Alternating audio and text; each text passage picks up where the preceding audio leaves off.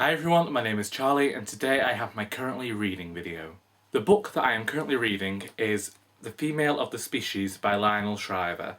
This book follows a 59-year-old anthropologist named Gray, and she has returned to the scene of her first big discovery after nearly 25 years away, and the first 100 pages followed her when she was younger, and we have now gone back to the present day for when the book is set. Gray has always been this very self-assured, strong woman, and when she returns to the site, a young student named Raphael Sarasota comes along, and he reminds her of a man she knew from her youth, and she kind of regrets certain things that happened with him, and through his subtle manipulations of her, she is going to become more dependent on him.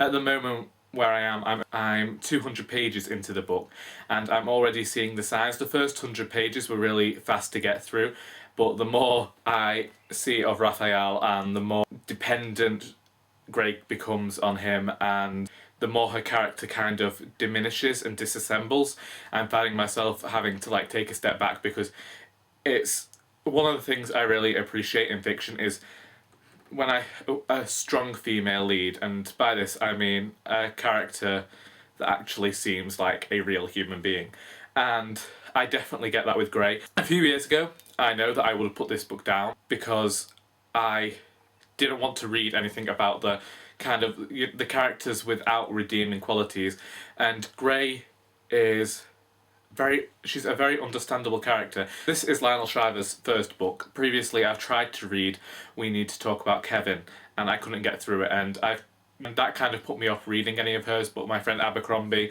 really enjoys Lionel Shriver's work and I decided that I would try. So I went to her first book, and I have to say at the moment it does kind of read like what you'd expect from the first book of a young writer. It's still very accomplished. There are very clear signs of the writer that Lionel Shriver will become, but I have to say I am preferring this book more to We Need to Talk About Kevin, and according to a few things I've seen on Goodreads, after her first few books she kind of started writing more about darker themes, and I don't know, maybe she became disillusioned herself. I think she's just exploring.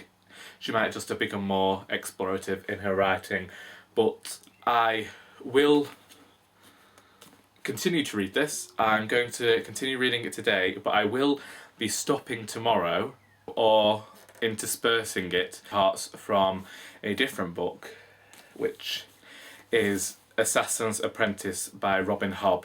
Now Sam from Novels and Nonsense is starting a read-along of Robin Hobb's books tomorrow.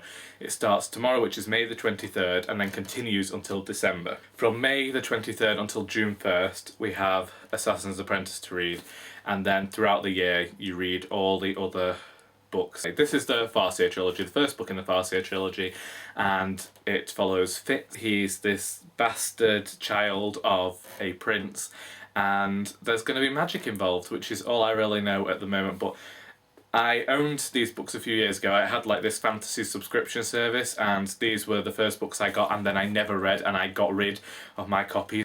I've read the first chapter a few times, so I know what's happening there, and I know that I enjoy it, but I've never got farther. I know that quite a few people read these books last year on YouTube and they enjoyed them, and a lot of people are enjoying them, and everyone's blurbing them. George R. R. Martin blurbed this one, so it has to be good, I hope. And that's the book I'm reading this week, and the book I'm going to be reading next week, and I hope to finish it. And if you've read these books or have any more recommendations, do say so below, because I do like books.